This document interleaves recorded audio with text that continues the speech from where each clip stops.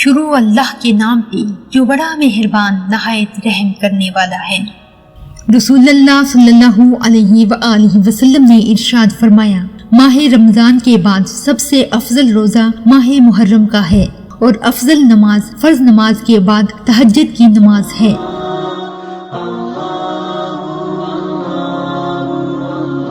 رسول اللہ صلی اللہ علیہ وآلہ وسلم نے ارشاد فرمایا، اللہ ہر کام میں نرمی پسند کرتا ہے۔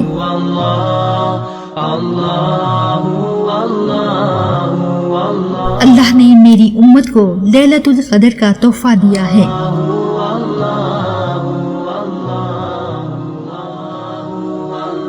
دنیا کی محبت تمام گناہوں کی جڑ ہے۔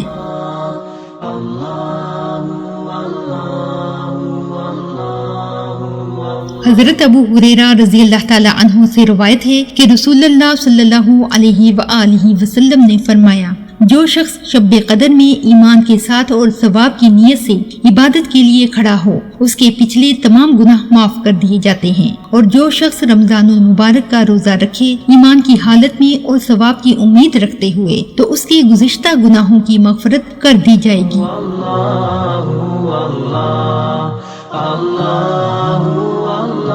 ثواب کی نیت پر اس ویڈیو کو زیادہ سے زیادہ لوگوں کو شیئر کر دیں۔ شکریہ۔